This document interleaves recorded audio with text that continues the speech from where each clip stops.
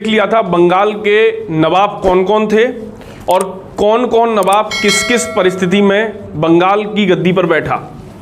अब बंगाल में दो बहुत प्रमुख युद्ध हुए, जिसमें पहला युद्ध है प्लासी का युद्ध और दूसरा युद्ध है बक्सर का युद्ध। तो आज हम लोग अपने सेगमेंट में प्लासी का युद्ध कंप्लीट करेंगे, जो कि ऐसा माना जाता है कि अंग्रेजों की भारत में पहली सफलता थी। ठीक है, तो देखिए बेसिकली क्या हुआ। प्लासी का युद्ध, सबसे पहली चीज तो आपको यहीं से एक क्वेश्चन पूछ लिया जाता है जो डेट से संबंधित है। प्लासी का युद्ध कब हुआ? तो 23 जून 1757 में हुआ। अब इस बात को थोड़ा सा समझिए कि जो भारत की स्थिति थी उस समय, वो क्या स्थिति थी, हमें इसे थोड़ा सा समझना पड़ेगा। जैसे ये बंगाल है और बंगाल में आपको पता है कि अभी जो नवाब है वो सिराजुद्दौला है। कौन है? सिराजुद्दौला। और सिराजुद्दौला जो है वो अलीवर्दी खां की जो सबसे छोटी पुत्री है उसका बेटा है। यानी अलीवर्दी खां जो है वो सिराजुद्दौला का कौन है? नाना है। आप एक चीज को और समझिए कि 1717 ईस्वी में जो मुगल बादशाह था जिसका नाम था फर्रुख सियर,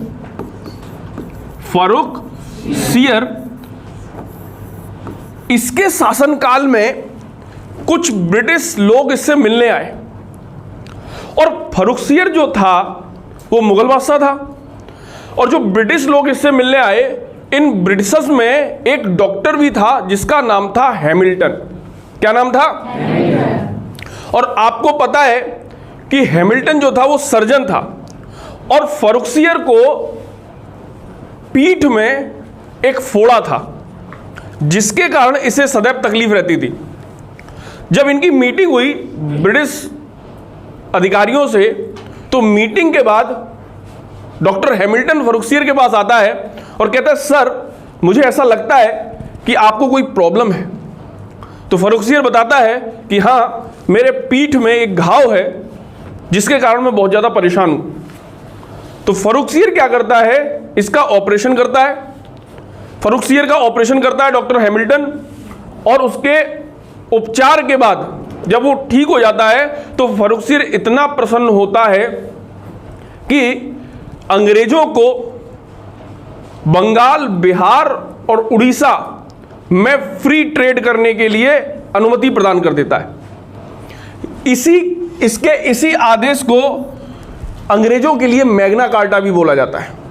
क्या बोला जाता है? Magna carta. इसे दस्तक भी बोलते हैं। अंग्रेज लोग आगे चल के क्या करते हैं बेटा? इस दस्तक का दुरुपयोग करने लगते हैं। दुरुपयोग कैसे करने लगते हैं? मतलब हमने आपको कोई पास दिया, आपको कोई सुविधा दी, तो आप उस सुविधा का लाभ खुद उठाओ। लेकिन अंग्रेज लोग क्या करते हैं, ब्रिटिश लोग क्या करते हैं, इस पास के दम पर अपने जहाजों में दूसरे लोगों का भी माल भर के ले जाने लगते हैं। जैसे एक मैं बहुत छोटी सी आपको कहानी बताता हूं कि एक बार की बात थी, आप सड़क पे जा रहे थे और सड़क पे जाते जाते आपने एक व्यक्ति को बचा लिया जो किसी भी कारणवश बहुत चोट खाने वाला था या बहुत परेशानी में आने वाला था। आगे चल के आपको पता चला कि वो व्यक्ति राज्य परिवहन निगम का बहुत बड़ा अधिकारी था, रोडवेज का बहुत बड़ा अधिकारी था, और उसने क्या किया, आपको एक पास दे दिया। एक पास दे दिया और उस पास में ये लिखा था कि आप और आपके घर वालों को रोडवेज पर यात्रा करने के लिए कोई शुल्क नहीं देना पड़ेगा। लेकिन बेटा आगे चल के आपने क्या किया? आप तो बेरोजगार हो, आपने आपदा में अवसर तलाश कर लिया और आपने आगे चल के क्या किया, अपना इसे बिजनेस बना लिया। और आप डेली क्या करते थे, रोडवेज बस स्टैंड पे खड़े हो जाते थे और आवाज़ लगाते थे, दिल्ली दिल्ली दिल्ली दिल्ली दिल्ली। और लोग आपसे कहते थे, भाई हमें दिल्ली जाना है, बताइए क्या लाभ है। तो आप कहते थे कि साहब वैसे तो 300 रुपये किराया लगता है, लेकिन मैं आपको 150 रुपये में दिल्ली पहुंचा दूंगा। तो लोग कहते थे, कौन सी गाड़ी है? बोले रोडवेज ही है, आप परेशान ना हो, रोडवेज बस पर ही मैं आपको पहुंचाऊंगा, लेकिन किराया आपसे मैं आधा लूंगा। तो लोग कहते थे ऐसा कैसे?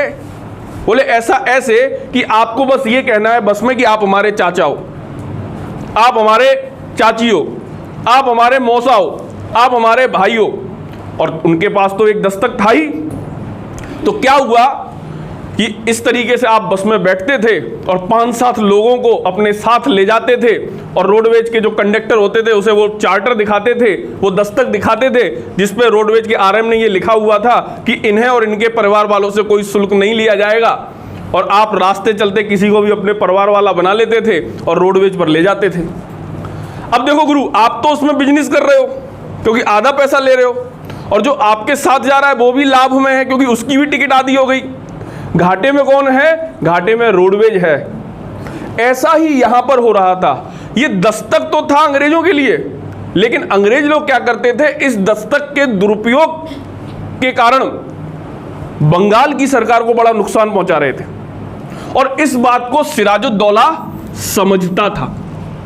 इसके बाद आपको पता है कि सुतानाटी, कालीकाता और गोविंदपुरी को मिलाकर एक कलकत्ता नगर बना था और इस कलकत्ता नगर में फोर्ट विलियम्स की स्थापना हुई थी।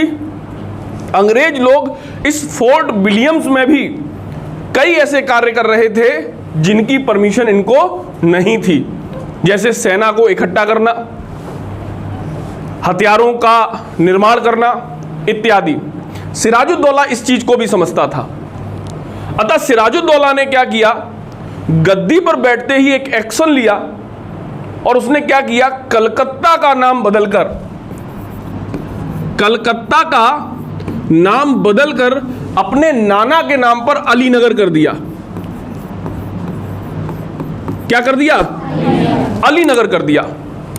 और अंग्रेजों को एक लेटर भेज दिया कि आप बंगाल में जो दस्तक का दुरुपयोग कर रहे हैं इसे रोक दीजिए, अन्यथा हम आप पर बहुत सख्त कार्रवाई करेंगे। अंग्रेज का उस समय जो मुख्यालय था वो मद्रास था। क्या था? मद्रास था। और रॉबर्ट क्लाइव इनका प्रमुख था, लीडर था। तो जब ये लेटर रॉबर्ट क्लाइव के पास पहुंचा ना, तो रॉबर्ट क्लाइव अंदर से हिल गया, बोले ये क्या ड्रामा है। लेकिन अभी तक अंग्रेज लोग इतने शक्तिशाली नहीं हो पाए थे कि वो डायरेक्ट इनसे टक्कर लेते। अतः रॉबर्ट क्लाइव ने क्या किया,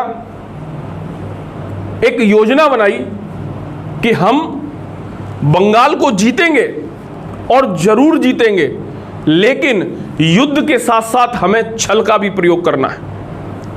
और इधर इसने क्या किया, अपनी सेना को भी पूरा तैयार किया और अपना कूटनीतिक दिमाग भी चलाया।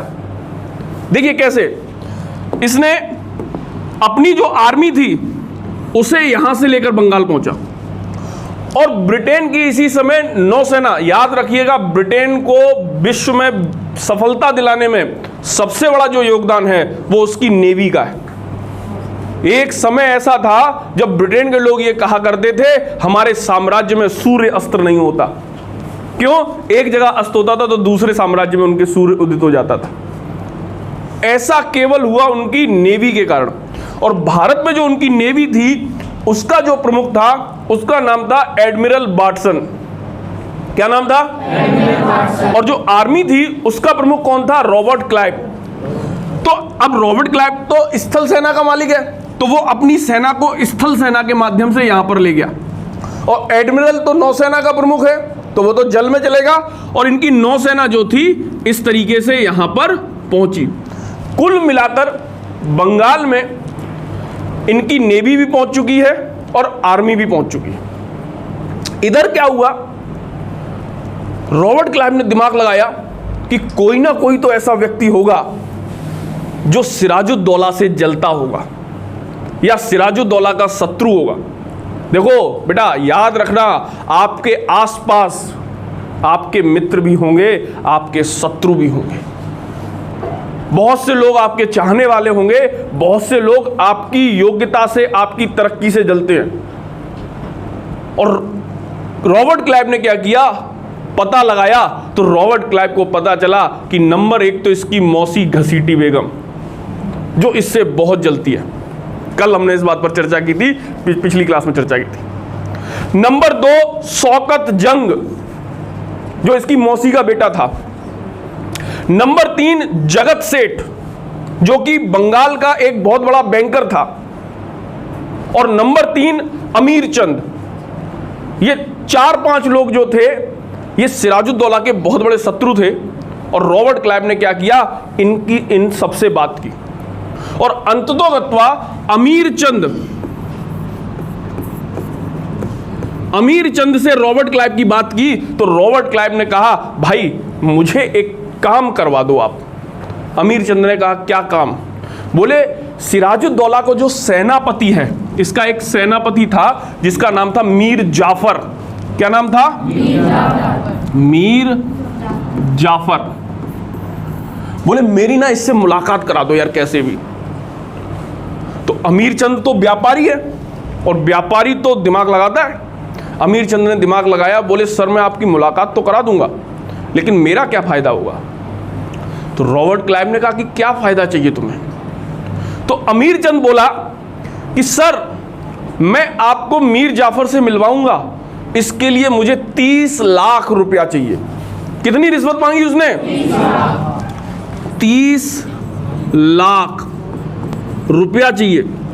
और इसके साथ साथ अभी कहानी खत्म नहीं हुई है, इसके साथ साथ जब आप बंगाल को जीत लोगे तो बंगाल के राजकोष में जितना भी पैसा है उसका 50% हिस्सा मेरा होगा। क्या कहा? बंगाल के राजकोष का 50% हिस्सा किसका होगा? मेरा होगा। कहानी को आप सुन रहे हो? क्लाइव को गुस्सा तो बहुत आया, लेकिन क्लाइव को पता है कि हमारा काम यही निकाल सकता है। अतः क्लाइव ने कहा, ओके डन, आप मिलवाइए, आपकी दोनों शर्तें मुझको मंजूर हैं। अमीर चंद जानता था कि ये कलाकार है, अंग्रेज लोग हैं, ये किसी के सगे नहीं है। अमीर चंद ने कहा, सर ऐसे नहीं होगा। बोले, कैसे होगा? बोले, सर स्टाम्प बनाइए, लिखित में स्टाम्प बनाइए। अच्छा, एक चीज और समझिए कि जो रॉबर्ट क्लाइव है और वाटसन है, ये दोनों समकक्ष हैं, मतलब दोनों के पद बराबर हैं। बस एक आर्मी का है, एक नेवी का है। जैसे आज इंडिया में आपसे कहा जाए जनरल और एडमिरल, दोनों में कौन बड़ा? तो दोनों बराबर पद है, बस एक आर्मी का प्रमुख है और एक नौसेना का प्रमुख है। तो ईस्ट इंडिया कंपनी के जो डायरेक्टर्स थे, उन्होंने इन्हें बोल रखा था कि जो भी काम करोगे आप, दोनों की सहमति से होने चाहिए। कुल मिला के स्टाम्प बना, रॉबर्ट क्लाइव ने स्टाम्प बनाया। और रॉबर्ट क्लाइव के दिमाग में तो कुछ और चल रहा था, लेकिन वाटसन को उसने क्या किया, वाटसन को सारी बात ना बताकर उसने 2 स्टाम्प बनाए रॉबर्ट क्लाइव ने। देखिए कितना कलाकार है। एक स्टाम्प रेड कलर का बनाया, एक स्टाम्प येलो कलर का बनाया। रेड कलर का जो स्टाम्प था वो था फ्रॉड स्टाम्प, नकली स्टाम्प, जिसमें वो सारी शर्तें लिखी हुई थी जो कि अमीर चंद ने मांगी थी। और येलो कलर का जो स्टाम्प था वो था ट्रू स्टाम्प, जिसमें केवल ये लिखा था कि अमीर चंद हमें उनसे मिलवाएगा और हम उनसे बात करेंगे। येलो स्टाम्प पे रॉबर्ट क्लाइव के असली हस्ताक्षर थे और वाटसन के भी असली हस्ताक्षर थे, जबकि रेड स्टाम्प पर जो नकली स्टाम्प था उस पर केवल क्लाइव के हस्ताक्षर थे और वाटसन के नकली हस्ताक्षर थे। वाटसन ने उस स्टाम्प को देखा तक नहीं था, क्योंकि वाटसन अगर उस स्टाम्प को देखता जिसमें 30 लाख रुपया और 50% हिस्सा, तो वाटसन बिदक जाता। कितना दिमाग चला रहा है क्लाइव यहां पर। और अमीर चंद को जाके नकली वाला स्टाम्प पकड़ा दिया। अमीर चंद खुश हो गया, बोले अब मैं होने वाला हूं करोड़पति।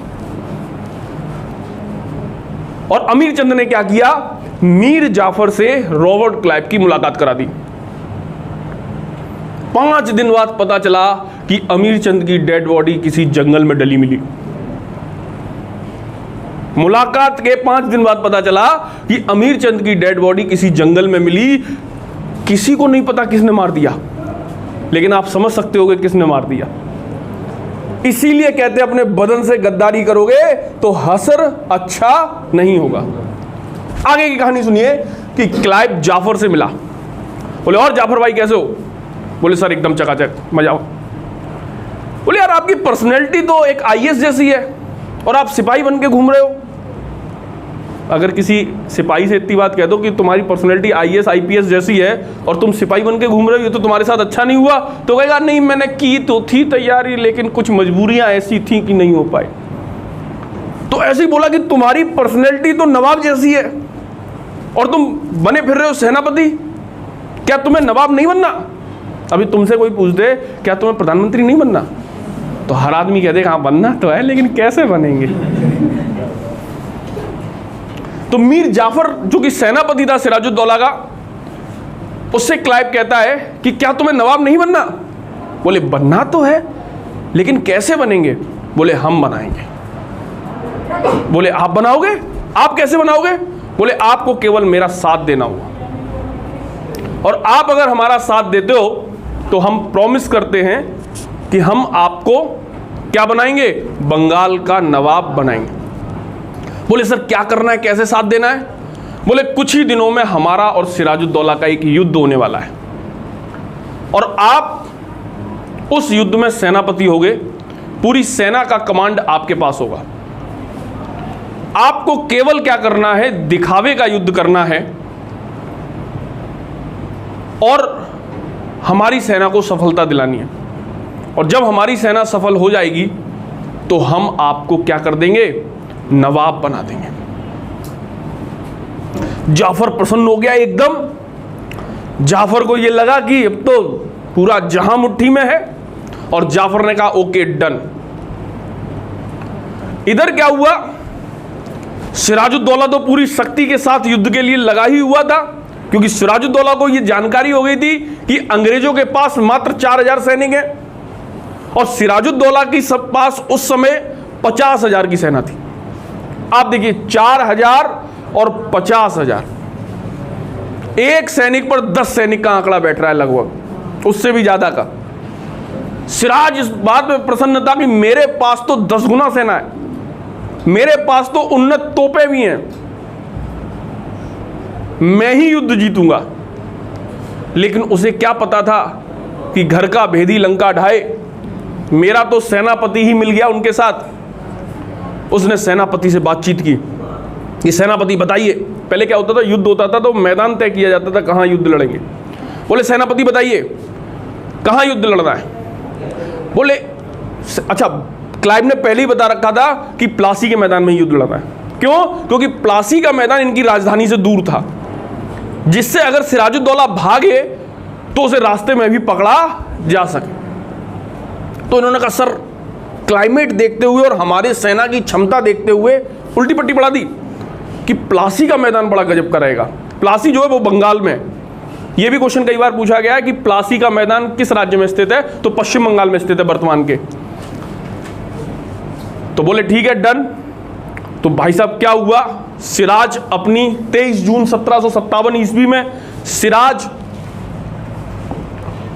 एक तरफ सिराज है और एक तरफ है क्लाइव। वाटसन तो अपने समुद्र में बैठा हुआ है, हाँ नेवी का है, वो समुद्र में इसलिए बैठा हुआ है कि समुद्र से भागेगा तो मैं यहां मारूंगा, जमीन पे ये घेरे हुए हैं। तो वो सिराज वर्सेस वाटसन, इनके पास 50,000 सैनिक, इनके पास 4,000 सैनिक। अब देखिए कितना बड़ा आंकड़ा है। युद्ध प्रारंभ हुआ, मात्र 4 घंटे में युद्ध समाप्त हो गया। कितना बड़ा छल हुआ देखिए आप बंगाल के नवाब के साथ। मात्र 4 घंटे में युद्ध समाप्त हुआ। इन 4,000 सैनिकों ने धुआं भर दिया 50,000 में। क्या ऐसा संभव लग रहा है? जब तक कोई गद्दारी ना करे तब तक। अब साहब क्या हुआ, जाफर भागते हुए सिराज के पास आया, बोले सर बड़ा गजब हो गया। बोले क्या हुआ?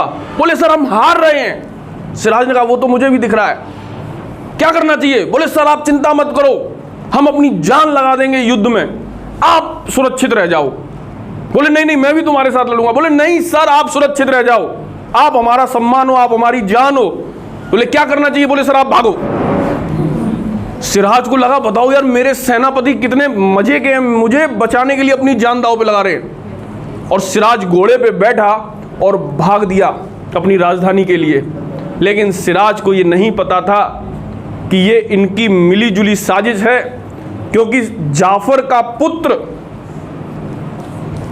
मार्ग में ही खड़ा हुआ था अपने सिपाहियों के साथ, और सिराज जैसे ही, मीरन नाम था उसका, सिराज जैसे ही युद्ध मैदान से भागा, मार्ग में ही जाफर के पुत्र ने सिराज को पकड़ लिया और मौत के घाट उतार दिया।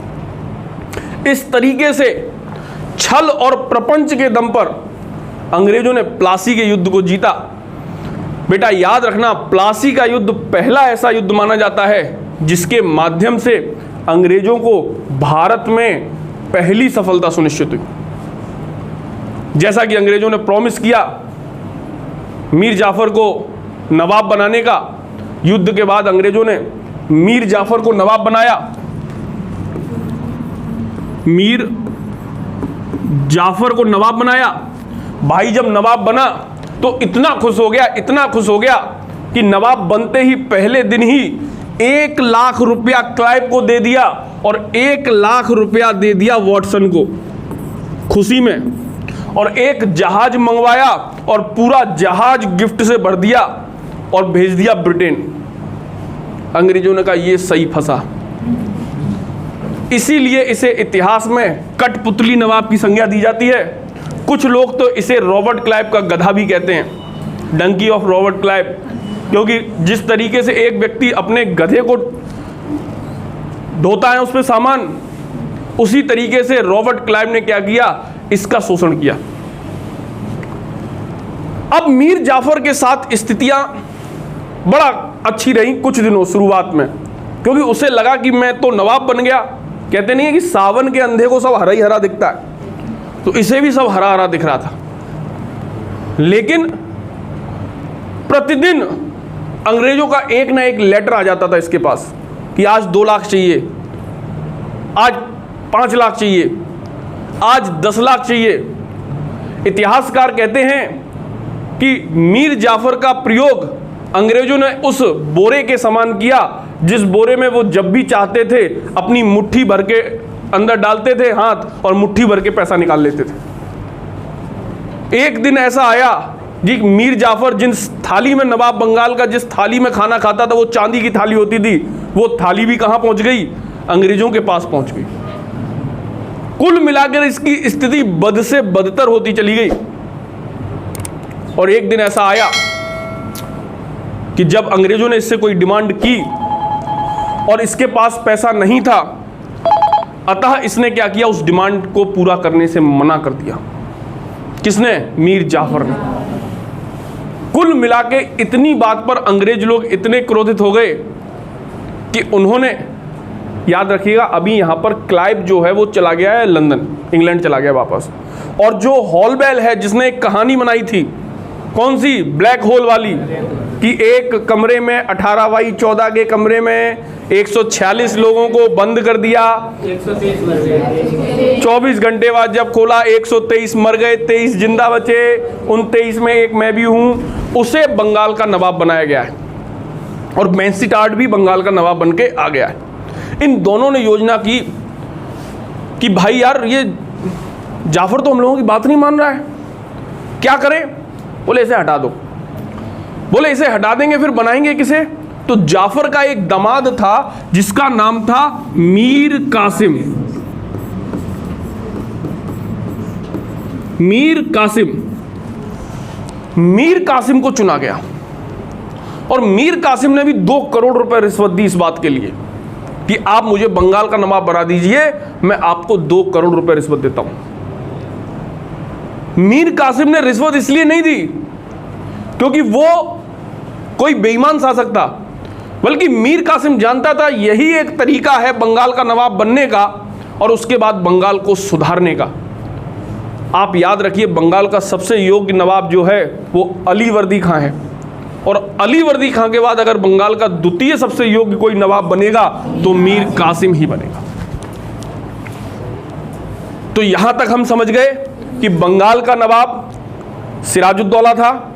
सिराजुद्दौला का सेनापति मीर जाफर था जिसने प्लासी के युद्ध में गद्दारी की और प्लासी का युद्ध अंग्रेज जीते, और प्लासी का युद्ध जीतने के बाद मीर जाफर को नवाब बना दिया गया बंगाल का। और मीर जाफर के बाद मीर कासिम बंगाल का नवाब बनता है। एक बार हम लोग देख लेते हैं सिराजुद्दौला, ठीक है, इसी के समय हुआ 23 जून 1700, ठीक है। इसके बाद आपको बताइए इसका सेनापति है मीर जाफर, लेकिन अंग्रेजों का इसने साथ दिया, अतः सिराजुद्दौला के बाद कौन बना? इसे क्या कहते हैं? कठपुतली। कठपुतली नवाब क्यों कहते हैं? क्योंकि उन्हीं के इशारों पर काम कर रहा है। इसके बाद कौन बना? मीर कासिम बना। ये अली वर्दी खां के बाद बंगाल का दूसरा सबसे योग्य नवाब बना, और इसने नवाब बनते ही सबसे पहले क्या किया? अपनी राजधानी को मुर्शिदाबाद से मुंगेर स्थानांतरित कर दिया। इतिहासकार बताते हैं, विद्वान बताते हैं कि ऐसा इसने इसलिए किया, एक तो ये मुर्शिदाबाद के षड्यंत्रकारी वातावरण से दूर रहना चाहता था। मुर्शिदाबाद में बहुत षड्यंत्र होते थे। दूसरा, मुंगेर में अंग्रेजों का भी हस्तक्षेप बहुत कम था, इसलिए ये शांतिपूर्ण तरीके से अपने शासन को चलाना चाहता था। इसलिए नवाब बनते ही इसने सबसे पहले अपनी राजधानी मुर्शिदाबाद से मुंगेर, मुर्शिद कुली खान ने अपनी राजधानी ढाका से मुर्शिदाबाद बनाई थी, और फिर उसके बाद मीर कासिम ने मुर्शिदाबाद से कहाँ बना दी? 2 बार राजधानी परिवर्तित हुई, याद रखिएगा। सबसे पहले मुर्शिद कुली खां ढाका से कहाँ बनाई है? मुर्शिदाबाद, और उसके बाद मीर कासिम मुर्शिदाबाद से कहाँ बनाई है? मुंगेर बनाई। इतनी बात आपको समझ में आ रही है? ठीक है। आगे का हम आपको बक्सर का युद्ध जो है वो अगले सेगमेंट में पढ़ाएंगे। इसके बाद मीर कासिम जो है वो जब बंगाल में अपना काम करेगा तो अंग्रेज फिर इससे रुष्ट होंगे, और आगे चल के हेक्टर मुनरो को बुलाया जाएगा और बंगाल का युद्ध होगा। Got it? वीडियो को देखते रहिए, लाइक करते रहिए, सब्सक्राइब करते रहिए, शेयर करते रहिए। Thank you.